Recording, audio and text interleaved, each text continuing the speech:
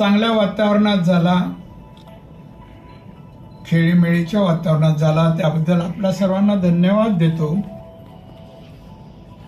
दोन्ही आमचे जिल्हा प्रमुख राजेश सावंत, प्रशांतजी यादव यांनी अतिशय चांगल्या रीतीने हा जनता दरबार आयोजित केला.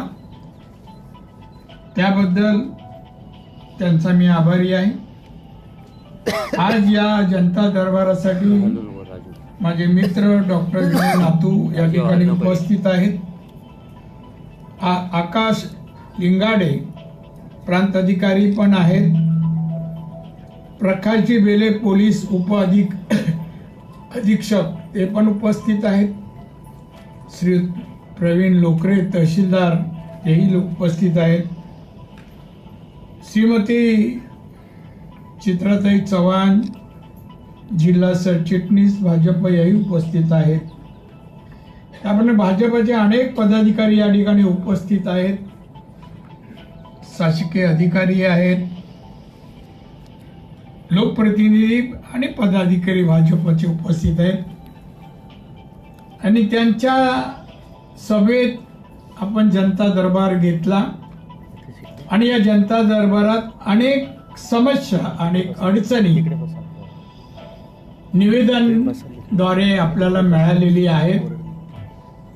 मी ज्याने ज्याने निवेदन दिली त्यांना सांगू इच्छितो, मी परत एकदा माझ्या अधिकाऱ्यांसोबत मी प्रत्येक निवेदन वाचीन, संबंधित विभागाकडे अधिकाऱ्याकडे पाठवीन आणि तो प्रश्न सुटेल लवकरात लवकर यासाठी मी स्वतः प्रयत्न करण्यासाठी हा दरबार जनता दरबार मी आयोजित केलेला आहे. माझी कामाची पद्धत आहे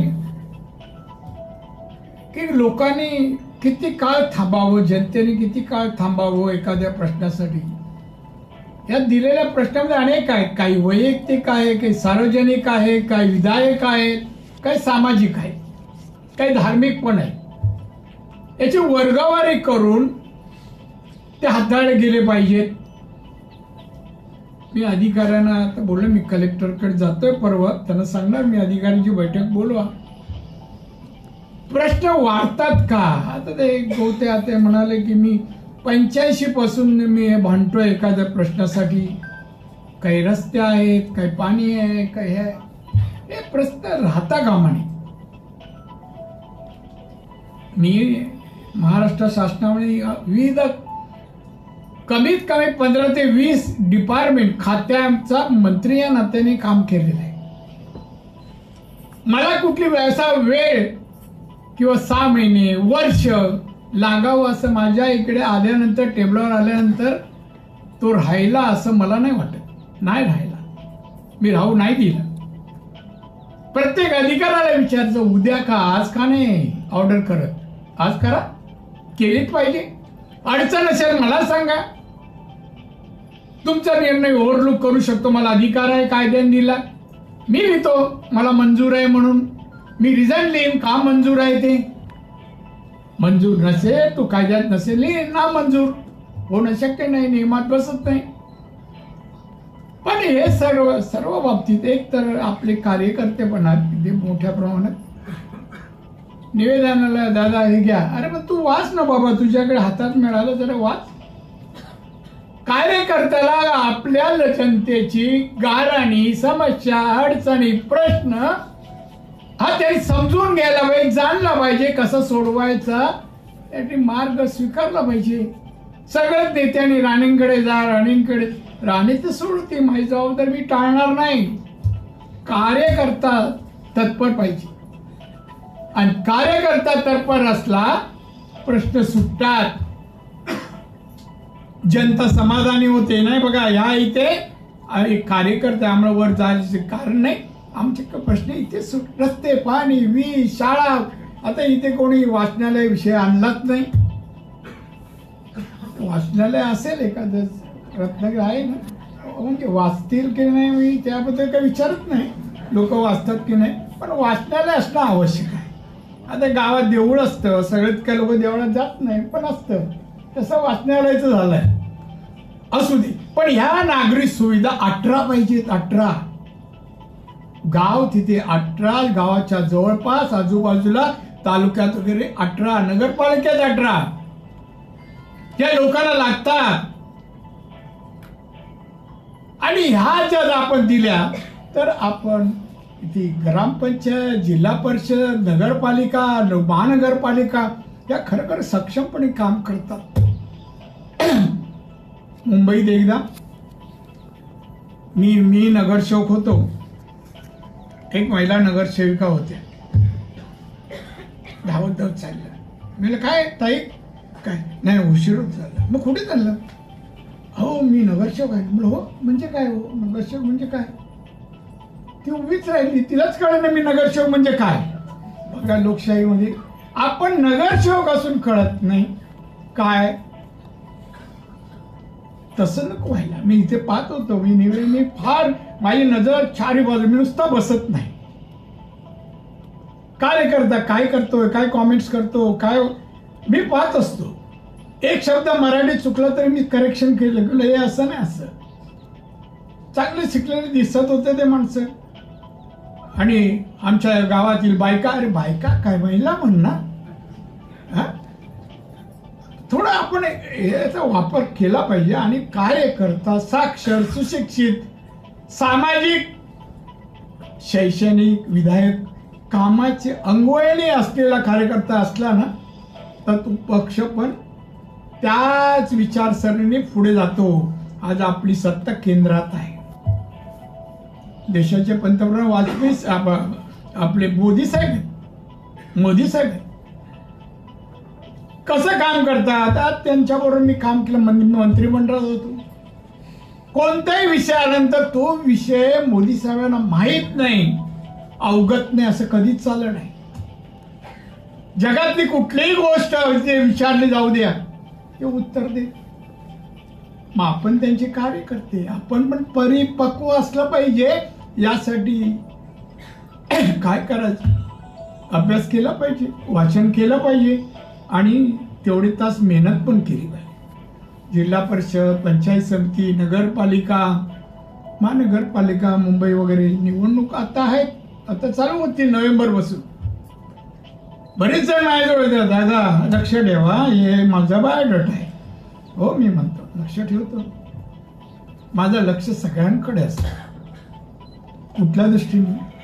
तो माझा कार्यकर्ता कसा आहे, जनमानसात त्याला काय संबोधलं जातं, लोकांना तो कार्यकर्ता हवा असा वाटतो का, असा कार्यकर्ता मला आवडेल. मी असत नाही तयार झालो. मी एवढी वर्ष मला एवढी, मी आजही 15 ते 16 तास काम करतो. आता रात्री सकाळी 5 वाजता उठलो, इथे आलो आहे. मी काय झोपलो नाही, पण मी त्याच्यामध्ये माझ्यासाठी किती वेळ खर्च करायचा आणि लोकांसाठी, विविध क्षेत्रातल्या लोकांसाठी किती करायचं. आता मी इथे आलोय चिपळूण सावंतवाडीपर्यंत जाणार. सावंतवाडीपर्यंत पाऊस असो नसो. हे का करतोय आपण? हे माझ्यासाठी नाही, माझ्यासाठी आहेत, पण माझ्या पक्षासाठी. आणि पक्ष कोणासाठी? तर जनतेसाठी. मग त्यासाठी कार्यकर्त्यांनी निवडणुकीकडे डोळे लावून बसण्याऐवजी आधी आपण या पदाला लायक आहोत, पात्र आहोत, आपले नाव घेतलं जावं, अशा स्वरूपाचं कार्य करत राहणं आवश्यक असं मला वाटतं. आवश्यक. मी प्रशासन कुठे कमी पडलो नाही. यावेळेला माझं नाव सुचवलं माननीय बाळासाहेबांनी की नारायण राणे पुढचा महाराष्ट्राचा मुख्यमंत्री. अनेक लोक आश्चर्यचकित झाले. अरे एवढे नेते असताना शिवसेनेत राणे तर सगळेच ज्युनियर कसे काय? मी काही बोललो नाही. पत्रकाराचे नो कॉमेंट्स जेव्हा शपथ घेईन त्यानंतर मी बोलेन. बांधवांना पण तुम्ही मला सांगा, एवढ्या सगळ्या कारकिर्दीमध्ये मी जवळपास महाराष्ट्रात 32 वर्ष मंत्री होतो, त्यानंतर केंद्र. हे माझ्याबद्दल सांगत नाही, पण तुम्ही तसे व्हा. पद मागण्यापेक्षा मिळाला तर आनंद अति असतो.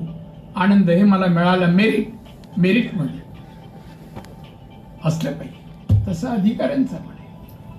अनेक अधिकारी माझे मित्र आहेत, तेव्हाही होते, आजही आहे. अनेक ॲडवायझर माझे आहेत. मला एक ॲडवायझर, फायनान्स ॲडवायझर आहे पुण्याचे आमचे बाळासाहेब अनसकर, कॉपरेटिव्हचे आहेत, वेगवेगळे असायचे. मला जेव्हा वाटायचं उद्या हा प्रस्ताव येतोय, मी पुण्याला जायचो, त्यांना सांगतो मला 1 तास द्या. त्यांच्याकडे 1 तास चर्चा करायचो, दुसऱ्याशी चर्चेत. पण एक्सपर्टच्या ओपिनियन घेतल्याशिवाय मी कधी सामोरं गेलो नाही, कधी नाही गेलो. मी का वाचनालय म्हणालो, आवश्यक आहे. मी आज नारायण राणे आहे बिकॉज ऑफ ओनली वाचनालयामुळे. मंत्राच्या 11 माळ्यावरचं वाचनालय तुम्ही कधीही जा आणि विचारा. तुम्ही एखादा जास्तीत जास्त भाषण केलेल्या एखाद्या आणि चांगली विचारा धरून अकॅडमिक ह्याच्यामध्ये बोलणाऱ्या आमदाराचं नाव सांगा. ते नारायण राणेचंच घेते. नारायण राणेचं हे सगळं केलं. हे का सांगतोय की आपण तसे होणं आवश्यक. मी आज आलोय, भेटायला आलोय तुम्हाला. हे काय खासदार आहे, अमुक आहे, सोडा. मी ते सगळी पदं या म्हणजे देशातली आणि राज्यातली. मी असं एक 6 मध्ये बसतो की सगळी सभागृह मी आतापर्यंत देशात 5 जणांनी पाहिले, मी 6वा आहे. सगळी सभा, अगदी महानगरपालिका, BST, आमदार, विधानसभा, विधान परिषद, राज्यसभा, लोकसभा, सगळी सभागृहात मी काम केलंय. पण काम नुसतं नाही केलंय, मी कमी पडलो नाही. मला यासाठी मी आलोय तुम्हाला भेटावं, आपण बोलावं, सहकार्यानं सांगावं, तरुणांना सांगावं, अरे चला असे काही करा. आज आपण काय म्हणतोय, अरे चिपळूणला, रत्नागिरीला ह्या गोष्टी नाही आहेत, बऱ्याच गोष्टी नाही आहेत. मी बघा अल्पशे काळात जवळपास 34 वर्षात त्या सिंधुदुर्गात काय नाही आहे मला सांगावं, काय नाहीये. पण सगळं आणलं इथे, त्याच्यावर मी टीका करणार नाही. पण नसेल ते उर्वरित माझ्या या खासदारकीच्या काळात मी पूर्ण करायचा प्रयत्न करेन. ही निवेदन आहे ना, किती निवेदन आहे मला माहीत नाही, पण 100 नंबर पण गेले. कधी काही लोक ॲबसेंट होते, पण निबंध वाचून ती मार्गी लावी आणि कामं होण्याचं एक. जिथे छोटे मोठे रस्ते आहेत आणि आवश्यक आहे तिथे फंड कमी पडेल, मी खासदारकीचा पण फंड वापरेन. तिथे हे करणार नाही. शेवटी लोकहितासाठी फंड आहे आणि त्याचा मी पुरेपूर वापर करेन. आणि म्हणून आज जो आलोय, अधिकाऱ्याने धन्यवाद देईन. तुम्ही आज आलात सगळेजण, खाली वर सगळेजण आपण आहात बसलेले, तुम्हाला खरंच धन्यवाद देईन. शेवटी आपल्याला लोकहिताचं काम करायचं आहे. तुम्ही सर्व्हिस करत असाल, जर नोकरी करत, शेवटी सेवा आहे. मुख्यमंत्री झालो, एका पत्रकाराने विचारलं, राणेसाहेब मला एक प्रश्न तुम्हाला विचारायचा. म्हणलं, बाबा तू पत्रकार आहे. मी साहेब नाही, मी महाराष्ट्राच्या जनतेचा सेवक आहे. आपण सेवक आहोत, किती मोठं हो, शेवटी नोकरी करणारा असो किंवा लोकप्रतिनिधी असो, हे जनतेचे सेवक आहेत, कधी साहेब होऊ शकत नाही, अशा मताचा मी आहे. आणि म्हणून आज आपली भेट झाली. त्या भेटीचा सदुपयोग काहीतरी व्हायला पाहिजे. निवडणूक येते, काही म्हणजे कुठे गेलो तरी मी एवढे निवेदन येत आहेत, साहेब जरा पहा. नात्या गोत्यातली लोक कधी पाहिले नाही तिचे, काका मी अमुक लागते, काका मी मी प्रयत्न करतो. आज एवढे स्पर्धा, त्या स्पर्धेत जरूर उतरा, गुणात्मक उतरा, मेरिटमध्ये या आणि उतरा. माझं काही हरकत नाही, आनंद वाटेल. पण आज आपण भेटलो, पहिली शेवटची नाही, मध्ये पण येईन, चर्चा करेन, बसेन. तुम्हाला काही कोणाला बोलायचं असेल ना, मला सांगा, मला 5 मिनिटं बोलू द्या, मी बोलून द्यायला तयार आहे, बोलून देते. ते वैयक्तिक असता का, सार्वजनिक, विधायक, सामाजिक या विषयाशी धरून असलं पाहिजे की लोकांसाठी काय विचार आहे शेवटी विचार काय, ते विचारातून प्रगती. आज म्हणतो भारत आज प्रगतीकडे चाललाय. 100 वर्ष होतील तर भारत एक विकसित देश म्हणून जगाच्या पाठीवर असेल असं मोदी सांगतात आणि त्याचे प्रयत्न चालू आहे. तुम्हाला वाटत नाही का तुम्ही त्याचे पण एक हिस्सेदार असले पाहिजे, तुमचं पण त्यात योगदान असलं पाहिजे प्रत्येकाला. अरे 100 वर्ष होतात जगाच्या पाठीवर भारत विकसित देश झालाय. आज मोदी साहेब सांगतात ना, मी पंतप्रधान झालो, भारत 14व्या नंबरवर होता. आज भारत जागतिक आर्थिक बाबतीमध्ये जगात 5व्या नंबरवर आहे. 5व्या. तरी पण 25 पण टाळ्या नाही पडल्या. काय हो, अभिमानाची गोष्ट आहे हो. आणि भारत लवकर 3ऱ्या नंबरवर जाणार. तिसऱ्या आता 67 झाल्या. नाही, हे फार अभिमानाची गोष्ट, कौतुकाची गोष्ट. टाळी पडलीच पाहिजे. आपल्याला का पैसे द्यायला लागत नाही. त्याला टाळी मारले द्या 5 रुपये असं आम्ही नाही मागत. काय मला कळत नाही काय असं असतं. हा संकुचितपणा असता कामा नये आणि कोकणी माणसात तर असताच कामा नये असं मला वाटतं. आणि म्हणून आज आपण बसलो आहोत. प्रत्येक निर्णय अनेक गोष्टी नाही आहेत. वर या उद्योग, मी 2-3 गोष्टीकडे माझं सातत्याने लक्ष असतं. एक बेकारी, एक दुसरं बेकारी, नंतर साक्षरता, नंतर गरिबी. हे 3 प्रश्न आजही भारत 10-11-12% आजही शिल्लक आहे. ते संपवायचे असताना पहिलं नोकरी धंदा पण सुरू होतं. मी पालकमंत्र्याशी या विषयावर बोललो. काय MIDC अधिक येणं आवश्यक आहे, मोठे कारखाने येणं आवश्यक आहे. आणि त्या बाबतीत इथल्या मुलांना तसं टेक्निकल मुला-मुलींना शिक्षण प्रशिक्षण दिलं गेलं पाहिजे. ते नाहीये, अभाव आहे. उठला सुटला मुंबईला गेला, कमी शिकला, कुठेतरी मिळाली शिपाईची नोकरी, आला पण मला काही द्या. मी बोललो रे MBA झालेला मी त्या रिलायन्समध्ये पाठवला मुलगा, 20,000 रुपये पगार. मग तुम्ही कमी शिकलात, 15,000 5 माणसाचा संसार चालतो काय मला सांगा. नाही चालत. मग कमीत कमी 25,000-30,000 40,000 पगार मिळणाऱ्या नोकऱ्या मिळवण्याचा प्रयत्न करणं, तशा प्रकारे शिक्षणही घेतलं पाहिजे. मी मुख्यमंत्री होतो, एक कॉन्फरन्स अशीच घेतली मी IAS IPS अधिकाऱ्यांची. आणि कॉन्फरन्स संपायला आली आणि मी उभा राहिलो. म्हणालो मला एक प्रश्न तुम्हाला विचारायचा आहे की तुमच्या इथे बसलेल्या अधिकाऱ्यांमध्ये कोकणातले अधिकारी किती? हात वर करा. IAS नि IPS मध्ये एकही हात वर झाला नाही. मला फार वाईट वाटलं. अरे महाराष्ट्रातला कोकणातला मी मुख्यमंत्री, एकही IAS IPS नाही माझ्याकडे. आम्ही कोकणी माणूस ना म्हणजे तुम्ही आम्ही स्वतःला बुद्धिजीवी समजतो, बुद्धिवान समजतो, आम्ही हुशार शार्प. मग म्हणून गेले कुठे IAS IPS होत नाही. मग मी ते कॉलेज काढलं, मेडिकल कॉलेज काढलं, इंजिनियर कॉलेज काढलं. पहिलं ते कॉलेज यासाठी काढलं, त्या वर्षी काढलं मी 99ला. मग एक दिवशी असतात मी पुण्याला गेलो. माझ्या घरी पुण्याला घर आहे. मी आपलं गेलो आणि बेल मारली, लिपला बेल दाबली. उभा राहतो. एक मुलगा आला आणि नमस्कार दादा, नमस्कार. दादा बोलल्यावर मी समजला कोकणात. म्हणलं काय रे इथे कुठे? दादा मी तुमच्या इंजिनिअर कॉलेजमध्ये इंजिनियर झालो आणि आता अमुक कंपनीत मी कामाला आहे. मी वा अभिनंदन तुझं. एक कुतूहल मिचलं, काय रे काय पगार घेतोस तू? तो दादा मी आता जिथे आहे तिथे मी 55,000 रुपये पगार घेतो. बघा 55 सुरुवात.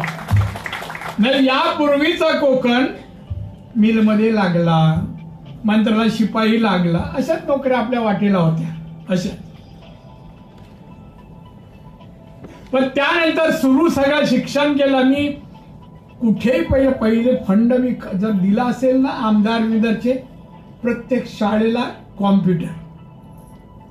मी देवळांना पैसे कमी दिले, माझ्या नाव तक्रार असेल, पण मी प्रत्येक शाळेला कॉम्प्युटर दिलेले. कॉम्प्युटर एक्स्ट्रा वर्ग दिलेत. मी सिंधुदुर्गाचा रिझल्ट 10वी 12वीचा होता. मेरिटमध्ये 8, 10, 12 मुलं येतात. शिक्षणाकडे जास्त लक्ष दिलं, शिक्षणाकडे. आणि त्याचप्रमाणे आता मी दोडा मार्ग जवळ एक 2000 एकर जागा राखून ठेवली आहे ना. तुझ्या पण ओळखीचं कोणच सांग. तिथे मला 500 ते 1000 कंपन्या आणायच्या आहेत म्हणून राखून ठेवली. 1 लाख तरुणांना नोकऱ्या मिळतील यासाठी मी राखून ठेवले. माझ्या अदानीचा माणूस येऊन गेला, जिद्दास येऊन गेला, जागा पाहून गेले. पण मी इंजिनिअरिंग वगैरेच कारखाने काढणार, टेक्निकल नोकऱ्याच्या उपलब्ध होऊ द्या डोक्याच्या.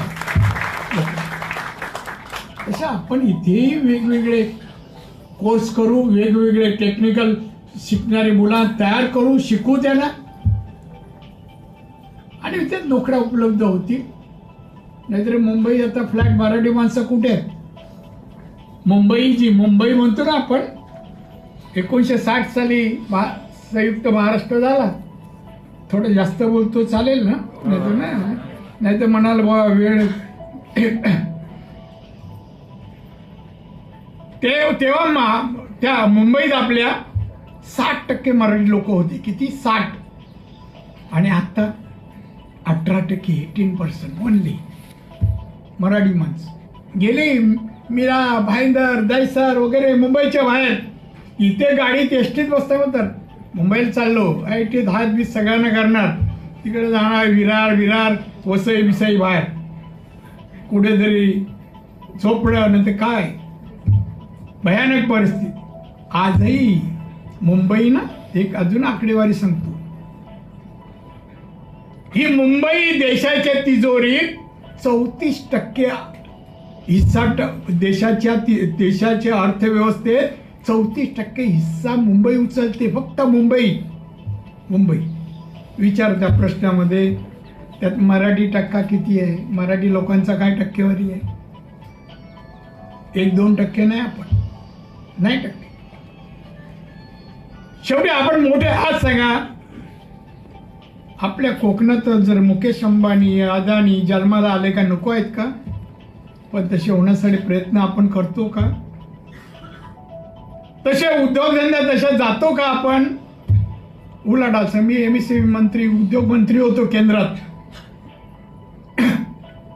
मी पाहिलं एक नंबर गुजरात, नंतर तामिळनाडू, मग कर्नाटक, अशी राज्य पुढे चालली. आम्ही महाराष्ट्र फक्त म्हणतो हा 1 नंबरला ना. तो नाही ते धाडत नाही कोणी. फक्त आपण सांगतो वास्तव नाही आहे. का होत नाही? आपण का प्रयत्न करत नाही? उद्योजक होण्याचा प्रयत्न आपण का म्हणत मुलांना, चल रे मुला तू BCom झालास, नोकरी करण्यापेक्षा चल हा मोका व्यवसाय कर. सुरुवातीला मिळतील 20,000, 25,000, पण नंतर 1,00,000, 2,00,000, 5,00,000, 25,000. एक माझ्या मित्रांची एक आपला बँक म्हणून एक पुण्याला आहे. त्यांनी एक दिवशी बोलले, अध्यक्ष बोलले, साहेब तुमच्या हस्ते बक्षीस समारोह या तुम्ही. मी गेलो आणि माझ्याकडे लिस्ट आलं. 500 कोटी अमुक वर्षी घेतले. 500 कोटी नंतर त्यांनी व्यवसाय सुरू केला कर्ज घेऊन. आज तो जवळपास 20,000 कोटीचा मालक झाला. कॅपिटल 20,000. असा प्रत्येकाची यादी आणि त्यांचे सत्कार 5 जणांची. आपल्याकडे अशा स्पर्धा, आपल्याकडे भजन मंडळाच्या स्पर्धा होतात, पण अशा नाही होत. धाडस नाही करत. उलट आपल्याकडे असं आहे, एखादा जर नवीन गाडी जरी शेजाऱ्यानं घेतली चर्चा होते, आणले कुठून पैसे म्हणत नाही. अभिनंदन ना, तुम्ही गाडी घेतली, छान छान, तुम्ही उद्योगधंदा बोल, तुमचं कॅपिटल तुम्ही वाढवलं, 500 1000 केलं, 600 केलं, अभिनंदन नाही करत. हे करा, हे विचार, गुणात्मक बदल आपल्या झाल्याशिवाय वास्तववादी विकास अर्थव्यवस्था नाही होणार आपली पण सुद्धा. आणि म्हणून बोललो, थोडं बोलावं, सांगावं. मी पण जरी राजकारणी असलो तर मी व्यावसायिक आहे, मी एकाच वेळी एकही नाही हे करत. शिक्षणात पण, शिक्षण घेताना पण 8वी नंतर मी मुंबईत व्यवसाय करतोय छोटा मोठा, त्या आजही व्यावसायिक आहे. तेव्हा मी 91ला हॉटेल चालू केलं. आता गोव्यात माझे 3 हॉटेल आहे, 5 स्टार पण मी यावर्षी सुरू करतोय. आम्ही थांबलो नाही, आजही मी काम करतो राजकारणातलं आणि व्यावसायिक पण आहे. हे असलं पाहिजे असो. पण आज अधिकारी वर्गाला आणि माझ्या कार्यकर्त्यांना मी सांगेल की आमच्या जिल्हाध्यक्षांनी छान काम केलं. निदान या 4 भिंतीच्या आत, यादव साहेब, तुमच्या 4 भिंतीच्या आत विचार आणि काही चांगले शब्द एकमेका या भिंतीवर आदळले असतील, पण ते कानातून हृदयापर्यंत जाऊ दे आणि यांच्यातून विकास, तशा प्रकारचा गुणात्मक विकास आमच्या रत्नागिरी, सिंधुदुर्ग, म्हणजे चिपळूण म्हणा किंवा रत्नागिरी जिल्हा म्हणून म्हणतोय, यांचा होऊ दे असं मला वाटतं. असो, तुम्हाला भेटून आनंद झाला. आता परत आपण भेटूया. निवडणुकीचा प्रचार वगैरे मध्ये मी येऊन जाईन अनेक वेळेला, पण आज आलोय सहज. मी बोलत चला एक दौरा काढूया, इकडून फेरफटका. आता पुढच्या वेळी येईल वेगवेगळ्या उद्योजकांशी चर्चा करायला येणार आहे. कोणता उद्योग, प्रत्येक जण मी बोलतो काय, एक जसं आपण मुलाला किंवा हे बघायला जातो, ते आपण घरचं उत्पन्न वा काय पगार, तशी मला एक सवय आहे. मी उद्योजक आहे, साहेब तुमचं कॅपिटल किती हो, मुद्दाम हळूच विचारतो, मग आवाज बंद होतो. का नाही ते सांगतो आपण, हो 100 कोटी आहे, 150 कोटी आहे, 200 कोटी माझं कॅपिटल आहे. आता मी 500वर जाणार, 1000. हे गुजरातमध्ये आहे का? मी अहमदाबादचा ऑब्झर्वर होतो मागच्या लोकसभेच्या वेळेला, अहमदाबाद माझ्याकडे होतो. आणि तेव्हा विचारचा होता उद्योगपती, एक सारी उद्योगपती. एक मी कपड्याच्या दुकानात गेलो का, मला काय घ्यायचं काय दिसलं मोठं दुकान, आणि तो माणूस एक म्हणजे दाखवणारा सेल्समनच्या समोर उभा होता. मी भाई साहेब हे कोण? तो माणूस आला. तो माणूस म्हणतो, सर ये पहचानते क्या? नाही, यही तो ओनर आहे. सदर लिंगावर माणूस. आणि कमीत कमी दुकानाची किंमत 5000 कोटीच्या कमी नव्हती. एवढं भव्य दिव्य होतं. एका बाजूला जेम्स, वेगवेगळ्या साड्या बिड्या सगळं. सांगा मला,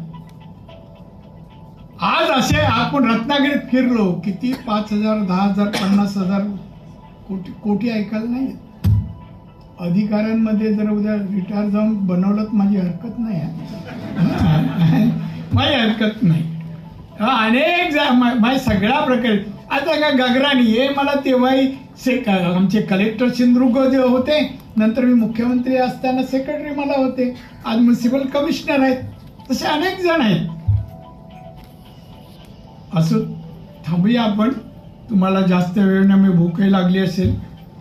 इथे यादव साहेबांनी एक चहा दिली. नको, नाश्ता मी खात नाही म्हणजे मी बाहेरचं सहसा खात नाही काही. असो, तर आमच्या राजन सावंत, यादव साहेब या दोघांनी अतिशय सुंदर अरेंजमेंट केली आणि एक चांगलं समेट झालं. तुमच्याकडे एक सवय नाही आहे रत्नागिरीला, मी सिंधुदुर्गात लावली आहे. सिंधुदुर्गाची विकासाची दिशा म्हणून एक स्लोगन दिलं आणि लोकांना सांगतो, असं काही पक्षाचं नाही, सर्व कोणी यावं आणि ह्या विषयावर बोलावं. सिंधुदुर्गाच्या विकासाची दिशा काय सांगा. एखाद्या प्रत्येकचा वेगवेगळा विषय असतो. त्या डॉक्टर, इंजिनियर, अमुक सगळे येतात. आणि ही प्रथा आजही सुरू आहे. ते इथे पण सुरू व्हायला पाहिजे. आणि कळेल तरुण पिढीने बघ कसा उद्योगपती घडतो होतो कसा. सेव्हिंग म्हणजे काय, आपल्याकडे खर्च म्हणजे काय लगेच सांगतील, पण सेव्हिंग म्हणजे काय आपण सहसा त्या ह्याच्यात जात नाही. पण ह्या काही गोष्टी काही गुण आत्मसात करून कार्यान्वित जर केल्या तर आपल्याला कोकणाला भवितव्य चांगलं आहे. आपला हा कोकण निसर्गरम्य आहे, हा समृद्ध झाल्याशिवाय राहणार नाही एवढं मला या ठिकाणी वाटतं. आज अतिशय चांगला जनता दरबार भरला आणि तुम्ही सर्वांनी याच्यामध्ये सहभाग घेतला. तुम्हा सर्वांना धन्यवाद. फक्त ज्यांनी निवेदन दिलेत त्याने एवढंच सांगेन, निवेदन ते जर कायद्यात बसणार असेल तर लवकर होईल, लवकरात लवकर जे डिले झालंय त्याचं पण मी एक्सप्लेनेशन त्या अधिकाऱ्याला द्यावं लागेल आणि ते देऊन तुमचं कामही पूर्तताच नेईल एवढं आश्वासन देतो. आणि परत एकदा आपल्या सर्वांची ऋण व्यक्त करून आभार मानून मी रजा घेतो. जय हिंद, जय महाराष्ट्र.